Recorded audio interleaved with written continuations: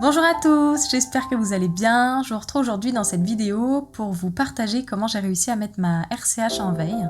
Alors avant toute chose, je tiens à rappeler que je ne suis pas médecin, je suis juste quelqu'un qui est atteinte de la RCH et qui veut partager avec vous quelques petites astuces qui a pu fonctionner. Mon premier changement, ça a été l'alimentation. Donc j'ai adopté le régime méditerranéen qui se base principalement sur des fruits, des légumes, des noix, de l'huile d'olive, des légumineuses, etc.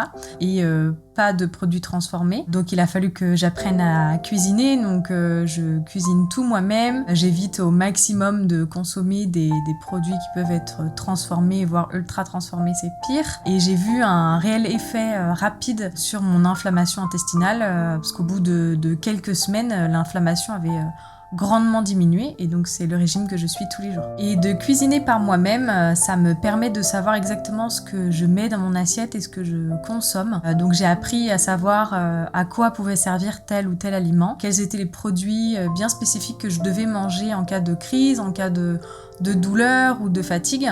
Donc les effets ont été vraiment rapides en tout cas sur ma santé. Par exemple, sur une journée où je vais avoir assez mal au ventre, je vais plutôt choisir quelque chose qui va se digérer plutôt facilement pour moi. Par exemple, un midi, je peux me faire un gratin de légumes de saison et puis le soir, une soupe de légumes maison, par exemple, que je vais prendre avec un petit carré de chocolat noir 90% et une tisane, pareil, avec des effets pour la digestion et pour calmer mes maux de ventre. Et depuis, ma digestion est bien plus facile depuis que je mange de cette manière. J'ai pratiquement plus de crise et jamais hémorragique. Le deuxième point, c'est le sommeil. J'ai remarqué que quand je suis fatiguée, mon inflammation est vraiment plus forte et j'ai remarqué que si je dors le nombre d'heures dont j'ai besoin, ça a un réel impact sur mes intestins. Je sais par exemple que moi, j'ai besoin de dormir 8 heures par nuit. Je sais que ça peut être beaucoup pour certains et pour d'autres ça peut être normal ou encore pour d'autres qui dorment 10 à 12 heures, ça peut être peu. Donc je vous encourage à savoir quel est votre nombre d'heures dont vous avez besoin et à le respecter le plus souvent possible et je vous garantis que vous aurez un résultat sur vos intestins. Le troisième point, c'est les activités douces. Donc je parle d'activités sportives. Je marche tous les jours à un rythme plus ou moins important en fonction de mon état de fatigue de la journée.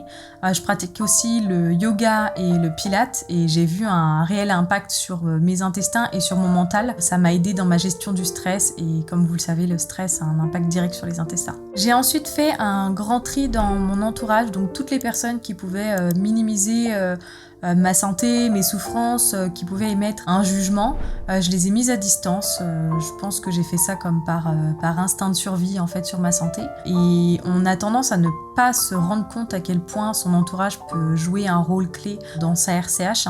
Et je peux vous le garantir que depuis que j'ai fait ce tri-là, c'est pareil, ça a joué un rôle très important dans mon inflammation au quotidien. Le cinquième point, c'est l'acceptation de la maladie. Donc à partir du moment où j'ai accepté que j'étais atteinte de la RCH et que c'était comme ça m'a permis de l'aborder d'une manière plus saine. J'ai appris à connaître ce qu'était la RCH et à mettre en place toutes les choses nécessaires pour apaiser l'inflammation. Le sixième point, ça a été la médecine douce. De manière tout à fait naturelle, intuitive, j'ai fait du magnétisme directement sur moi pendant des jours, des semaines, des mois. J'ai aussi fait de la visualisation sur mes intestins. Je pourrais vous en parler dans une prochaine vidéo si c'est un sujet qui peut vous intéresser. J'étais dans une recherche active d'arrêter l'hémorragie, c'était ma priorité absolue. J'ai aussi fait de l'acupuncture et j'ai été voir mon ostéopathe plusieurs fois pour arrêter l'hémorragie. Ça a été des méthodes qui m'ont vraiment grandement aidée dans cette quête de stopper l'hémorragie. Le septième point qui paye pas de mine, mais ça a été de trier mon dressing. Avant, je portais beaucoup de jeans serrés, de ceintures. C'était des jolies tenues, mais c'était clairement pas confortable. Maintenant, je porte beaucoup de robes, autant en été qu'en hiver. Je me suis aussi acheté des jeans avec une taille au-dessus, donc que je peux porter justement quand j'ai mon ventre qui est un petit peu sensible et que j'ai pas envie de risquer que ça me fasse un peu mal. Et j'ai aussi investi dans beaucoup de leggings pour les journées à la maison. Et ça, C'est le feu d'avoir plein de leggings. Le 8e point, ça a été la détox digitale. J'ai arrêté de scroller dès le réveil et avant de me coucher par exemple. Maintenant, le matin quand je me lève, je suis dans le calme et je débute ma journée avec mon petit thé vert et puis mon livre du moment. Et ça me permet d'avoir un temps calme pour commencer la journée. Et le soir, c'est pareil. Et si jamais j'ai envie d'être un peu sur des écrans, je vais plutôt privilégier YouTube. Je sais que les réseaux sociaux, pour moi, ça a été un facteur de stress pour plein de raisons. Et depuis que j'ai fait cette détox, c'est pareil, j'ai trouvé un certain apaisement quotidien dans ma vie. Le dernier point, ça a été de tenir un journal de santé dans lequel j'écrivais tout ce que je mangeais et buvais tout au long de la journée, mes heures de sommeil, mon stress, mes symptômes, mes douleurs. Et ça m'a permis de me rendre compte ce qui pouvait déclencher certaines crises et qui au contraire pouvait apaiser. On a l'impression qu'on peut s'en souvenir, mais de le noter, ça aide vraiment à y voir plus clair.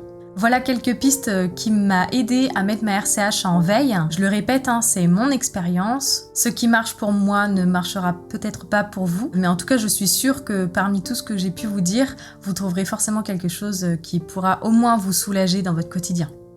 Dites-moi en commentaire ce que vous faites quand vous êtes en crise, qu'est-ce qui fonctionne pour vous, qu'est-ce qui vous fait du bien. Je serai vraiment ravie de vous lire et de répondre à chacun d'entre vous. Et en attendant la prochaine vidéo, prenez soin de vous. Salut!